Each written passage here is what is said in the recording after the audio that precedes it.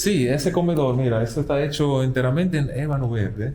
Ébano verde. Aquí mismo en Jarabacoa, sí, en los años 50, cuando todavía se podía usar, fabricar con el ébano verde. Sí, porque ébano verde es prohibido cortarlo. Ahora lo es, pero muy raro. puede ser de los años 50 y en una madera que dura.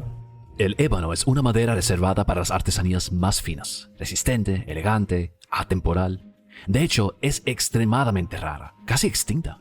Se dice que solo quedan unos pocos árboles escondidos en las montañas, pero hay un problema. El ébano no existe en el Caribe, ni siquiera en América Latina.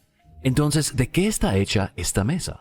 ¿Qué es lo que está escondido allá en las montañas? Esta no es solo la historia de un árbol o una mesa, es la historia de una nación, sus bosques, su explotación y su resiliencia.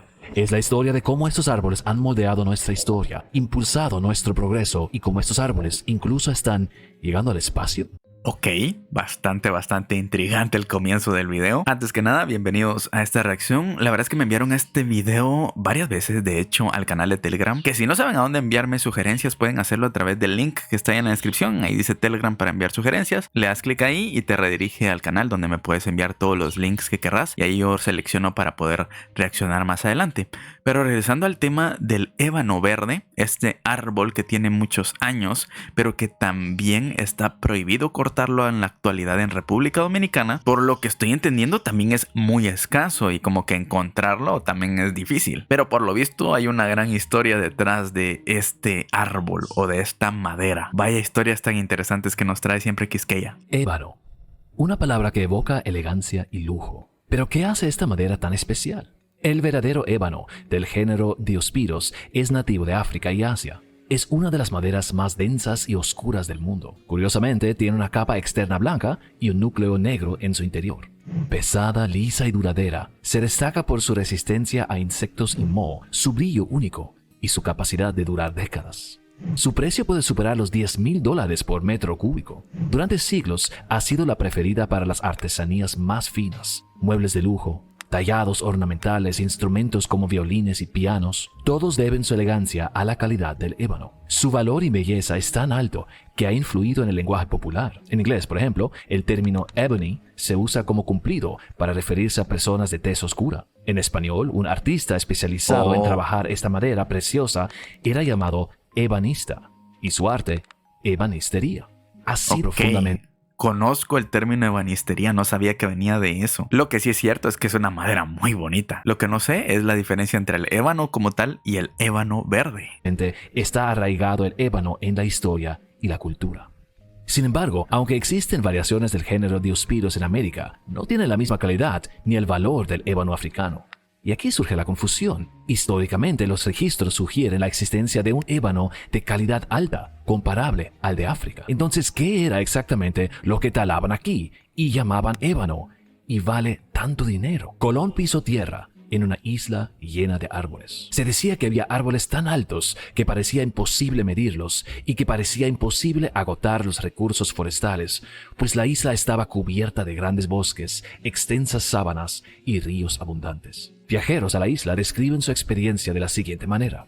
No hemos visto un solo lugar estéril. Por todas partes la tierra está cubierta de árboles de la mayor belleza, llenos de vigor y tapizada de verdura. Las montañas y las llanuras están cubiertas de una inmensa variedad de árboles, algunos de los cuales son preciosos por sus producciones. Cada planta vestía un follaje distinto. Los árboles se inclinaban con la exuberancia de apetitosos y desconocidos frutos. Es una imagen a la que no estamos acostumbrados hoy.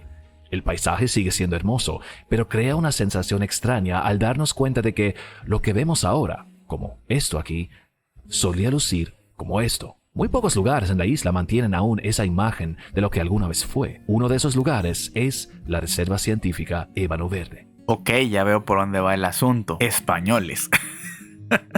Bromas, es que siempre tienen algo que ver en la destrucción de la belleza natural. Yo lo he mencionado en otros videos, pero no sé, a lo mejor ustedes no lo han escuchado, pero donde yo vivía antes, que es bastante cerca de donde vivo ahora, enfrente de mi casa de aquel entonces existía un bosque como tal, donde había muchísimos árboles, muchos animalitos, de todo tipo, muy bonito. Obviamente a veces sí decían que era muy peligroso como que cruzarse, aunque en aquel entonces yo estaba pequeño, yo tenía unos 10 años a lo mejor, y cruzaba a ese bosque y andábamos caminando y buscando lagartijas y animalitos y pues no pasaba nada realmente. Era un lugar bastante tranquilo. Poco a poco pues ya no fue tan tranquilo pues porque pasaban cosas turbias ahí, pero el lugar se seguía conservando. Luego llegó una constructora que dijo: no, yo te compro estas tierras, y decidieron prácticamente deforestar absolutamente todo. Les estoy hablando de kilómetros y kilómetros de árboles prácticamente destruidos para construir una colonia, construir casas ahí. Que bueno, no nos vamos a meter en ese tema tan a fondo, pero pues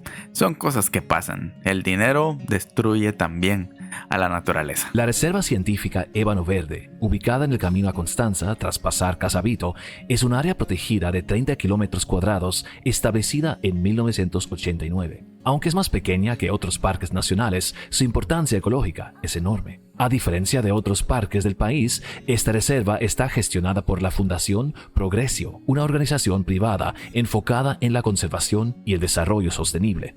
La reserva alberga una biodiversidad impresionante, incluyendo 621 especies de plantas vasculares, de las cuales 153 son endémicas de la Española, junto con numerosas especies de orquídeas. Su fauna también es diversa, con animales como el solenodonte y una gran variedad de aves, reptiles y anfibios que encuentran aquí un refugio seguro. Para los visitantes, uno de los mayores atractivos es el río Arroyazo, conocido por sus aguas cristalinas y frías debido a la altura, que supera los 1000 metros sobre el nivel del mar. Y, como su nombre lo indica, este es el lugar del mayor número de sobrevivientes del ébano verde. Pero no veo ninguno de esos árboles por aquí. Ok. A pesar de que es donde hay más, no hay tantos como parece. Que por cierto, el hábitat de los pajaritos que ustedes escuchan, no sé si ya... Bueno, supongo que sí, porque siempre andan metiéndose en el micrófono ahí el sonidito de los pajaritos que yo tengo aquí en mi casa. Hay como 20, no sé ni cuántos son. Pero todos esos pajaritos vivían en aquel bosque que destrozaron. Entonces también me da como tristeza, así como de ahuyentarlos o algo así. Entonces siguen viviendo aquí, prácticamente viven en mi casa. En una lámina que tenemos tienen como 6 nidos y cada vez son más, pero a los pobrecitos los dejaron sin sus árboles, entonces también ¿para dónde van a agarrar? Desde el principio, los bosques fueron el motor de la economía colonial. La madera se usaba para todo. El comercio de maderas preciosas como caoba, campeche y el llamado ébano se convirtió rápidamente en una industria clave. Estas maderas, codiciadas en Europa y América del Norte, eran ideales para muebles de lujo, tintes y construcción naval. Por un tiempo, Santo Domingo se convirtió en un centro de construcciones navales, gracias a la disponibilidad de estos árboles. Pero las naves requerían mucha madera. Una nave de 500 toneladas requería unos 500 árboles. Y hablamos de flotas enteras que se construyeron en el Osama. Cuando el comercio del azúcar colapsó, la madera siguió siendo un negocio viable, aunque ahora operaba casi en clandestinidad. En el norte, comerciantes británicos y daneses compraban grandes cantidades, lo que llevó a la corona española a intervenir. Así llegaron las famosas devastaciones de Osorio, cuando Felipe III ordenó despoblar el norte de la isla entera para frenar el contrabando. Aunque algunos bosques lograron regenerarse, el vacío creado fue ocupado por colonos franceses en el este, donde la tala masiva persistió hasta la creación de la República de Haití y más allá. Las invasiones extranjeras también dejaron su huella en los bosques. Tras la ocupación británica en 1655, se llevaron madera como compensación por su retirada. Más tarde, durante la ocupación haitiana, las políticas de Jean-Pierre Boyer promovieron la agricultura y la tala para exportación. Curiosamente, Boyer introdujo uno de los primeros intentos de regular los bosques con el Código Rural de 1826, aunque su enfoque era más agrícola que ambiental. A pesar de esas regulaciones, grandes cantidades de caoba, campeche, guayacán y el misterioso ébano fueron exportados a Europa y Estados Unidos. Tras la independencia en 1800... Ok, entonces en Haití había una gran concentración del dichoso ébano verde, pero también tiene mucho que ver si ustedes han visto los videos anteriores donde hemos platicado de el poco sentido ecológico que tienen los haitianos. No me refiero a los haitianos en general, sino como país, como que no tienen tanta conciencia de lo mal que están en cuanto a destrozar la naturaleza. Y aunque eso pareciera no tener sentido, pues también tiene que ver con lo mal que suelen pasarlo muchas veces, porque al carecer de ciertos recursos hacen que la economía también se complique en el mismo país. Pero bueno, supongo yo que lo mismo pasaba después en República Dominicana. Poco a poco fueron destrozando los pocos árboles que había. 1944, la exportación de madera siguió siendo una fuente clave de ingreso para el joven Estado dominicano. Incluso figuras como Gregorio Luperón y el hermano de Juan Pablo Duarte participaron activamente en este negocio. Aunque algunos ya reconocían el daño ambiental, la necesidad económica siempre tuvo prioridad. La llegada del ferrocarril en el siglo XIX aumentó la demanda de madera. No solo se usaba para vías y estaciones, sino también como combustible para locomotoras alimentadas con carbón vegetal extraído de los bosques. Nada como quemar árboles para avanzar. En este periodo, el ébano aparece repetidamente en documentos históricos como una de las maderas más valiosas. Pero aquí surge la pregunta: si el verdadero ébano no existe en América, ¿de qué árbol hablaban realmente? El ébano verde. Aunque no había notado los árboles la noche anterior, durante el desayuno me di cuenta de algo. Habíamos dormido rodeados de ellos. Estaban plantados alrededor del centro, muchos desde hace décadas. Pero me los había imaginado mucho más grandes. Esos son, sorprendentemente pequeños, como que no dan ni para una silla. Y, sorpresa, no eran ébanos. Eran magnolias, conocidas científicamente como Magnolia palesense. Su madera es tan similar al ébano africano que se ganó el apodo de ébano. Y como no es negra, como el africano, le llamaron ébano verde. Esta distinción, curiosamente, solo se hizo hace poco. Antes de eso, era conocido simplemente como el palo de ébano. Las magnolias están entre los árboles más antiguos del planeta. Los tatarabuelos del ébano verde eran el almuerzo de los dinosaurios. De los herbívoros. Sí, esta familia de árboles tiene más de 95 millones de años. Un sobreviviente de la prehistoria que todavía podemos abrazar. Eso sí, es un árbol exigente. Solo crece entre los 1300 y 2000 metros de altura. Es único en el mundo y solo se encuentra aquí, en nuestra isla, específicamente en las alturas de la República Dominicana. Hay tan pocos que están en la lista roja de especies en peligro de extinción. Según nuestros cálculos, un solo... Y no hay ninguno más en el resto del mundo. Eso está bien curioso, ¿no? No solo está en extinción, sino que los pocos que quedan están en la isla de Dominicana. Qué curioso. No debe ser casualidad. Un árbol de los grandes puede valer hasta $1 millón.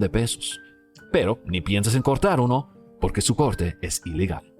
Además, estos como que son muy pequeños. ¿Dónde están los grandes? Desaparecieron. En 1939, un informe del experto puertorriqueño Carlos Chardón estimó que los bosques dominicanos valían unos $49 millones, equivalente a casi $1.000 millones hoy. También advirtió que estos recursos debían protegerse. Pero, al oír este número, a Trujillo se le engrandecieron los ojos y no tardó en convertir la tala de árboles en un negocio personal a gran escala. Lugares como Constanza, Jarabacoa y Valle Nuevo, antes de... Subimos lo de Valle Nuevo en el video anterior, donde él prácticamente se adueñó de Valle Nuevo y dijo: estos árboles son míos. Y pues empezó a talar árboles. Pero a la grande, este cuate sí estaba loco. Él miraba dinero y decía: me vale la naturaleza, me vale el resto del mundo, solo me interesa mi plata. Densamente boscosos se transformaron en centros de tala y aserraderos, conectados por una red de carreteras creadas exclusivamente para transportar madera, como la famosa carretera de Constanza a Ocoa, que fue incluso celebrada por los locales dedicando las pirámides a Trujillo. Pero esa carretera no era simplemente para los pueblos, era para los camiones cargados de troncos. Para Trujillo, sostenibilidad significaba: si puedo cortarlo, puedo venderlo. En papel todo parecía regulado. Trujillo promulgó leyes como el decreto número 323 de 1939 que exigía permisos para cortar árboles. Pero él tenía todos los permisos. Si tuvieras un documento sellado y pagaras tu cuota, podías cortar lo que quisieras. Y curiosamente, solo eran las personas cerca a Trujillo que lograron conseguir estos permisos. ¡Qué casualidad! Se decía que por cada 3 árboles talados, Trujillo recibía unos pesos. En 1951, siguiendo la moda global de crear reservas científicas, estableció el Parque Nacional Armando Bermúdez, la primera reserva natural del país. A primera vista, parecía un paso hacia la conservación, pero solo fue una fachada. La tala continuó dentro del parque bajo permisos regulados, asegurando que solo los aliados de Trujillo explotaran los recursos. Para 1967, cuando finalmente cerraron los aserraderos tras la muerte de Trujillo, los bosques de pino se habían reducido de 12 millones de tareas a solo 3.5 millones. Es decir, a la gran puchica. O sea, se voló todos los árboles bajo el regulamiento de sus huechos, dijo. Él regulaba lo que se le daba la gana a su conveniencia, que lo único que significaba es que nadie tenía permiso sin su permiso, o sin que le dieran una tajadita de lo que iban a sacar. Ah, qué jodido el Trujillo. Más del 70% de los árboles desaparecieron en menos de 20 años. El daño fue irreparable. Tras su asesinato en 1961, los presidentes posteriores cerraron aceraderos, abrieron parques y prácticamente prohibieron la tala de árboles. Hoy la República Dominicana tiene algunas de las leyes forestales más estrictas del Caribe. Es posible, si Trujillo no hubiera muerto, los bosques dominicanos estarían en un similar estado que los de Haití. Eso dicho, Haití no carece de leyes forestales. De hecho, implementó protección en 1936 y 1937 antes que la República Dominicana. Pero el problema no son la falta de leyes, sino la falta de recursos y voluntad para aplicarlas. Y no todo Haití está así.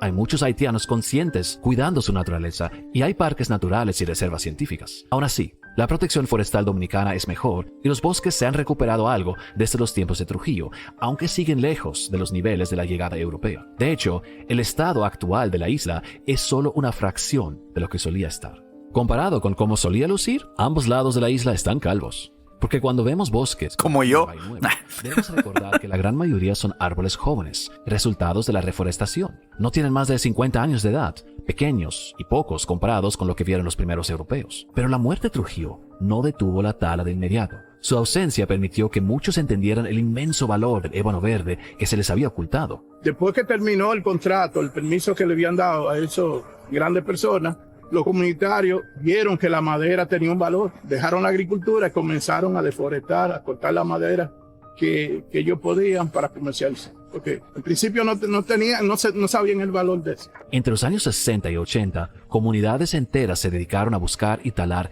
este árbol, solo ese.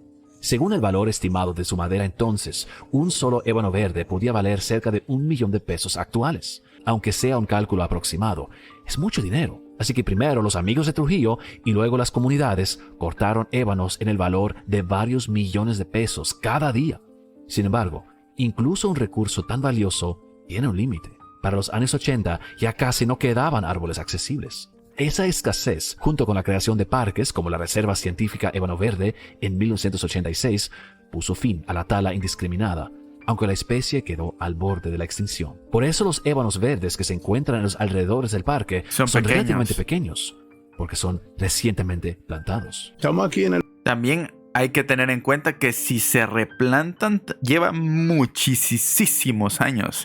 Y quién sabe si en esos años van a lograr evitar que la gente pele cables y los corte. Pobres arbolitos. El vivero quizá es el único hasta ahora en el cual trabajamos con la reproducción del ébano verde mayormente, pero ya hace como 5 o 6 años estamos trabajando también con otra especie de ébano que hay en nuestro país, la Magnolia dominguensis, que se encuentra mayormente en la Loma Rodríguez, la zona de San Cristóbal. Hay otra especie también, que es la Magnolia Hammori, que se encuentra mayormente en Paraíso, Barahona, pero también en Haití hasta ahora se ha reportado otra especie, que es la Magnolia Edman. Y también trabajamos con esa especie también para su reproducción. Pero hay una gran cantidad dentro de las reservas ya, donde los comunitarios no llegaron a penetrar.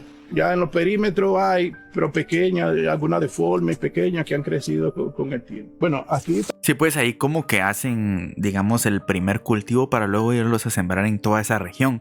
Que al final de cuentas, como dijo él, tienen cierto, digamos, a cierta altura tienen que estar para que crezcan correctamente. Y supongo yo que precisamente esas tierras son fértiles para ese árbol en específico. Eso sí, tienen que estar bien atentos y bien regulado todo para que no desaparezcan de la noche a la mañana. Hay gran cantidad de ébano, bien grueso, con más de 1 metro. Quizás 2 o 3 personas no abarquemos un ébano, pero está en zona impenetrable. Por eso están esos ébanos, porque los comunitarios no pudieron llegar a esa zona. Estos son los pequeños frutos del ébano. Se traen aquí el primer día, se ponen a pleno sol para motivar, para que puedan abrir así. Luego que ya se sustrae la semilla, se deja una noche en agua para que quitarle el barilo, esos rojos. Entonces se limpia. En menos de una semana hay que ponerla ya en los germinadores de arena mayormente. Si quiere, vamos al vivero y hay una... Ok, perfecto. Bueno, este es el germinador que nosotros utilizamos para la germinación del ébano. Arena bien lavada, entre gruesa y fina. Y estamos en observación. Cada vez que vemos que le falta un poco de agua, la regamos. Porque mucha agua es mala y poca también.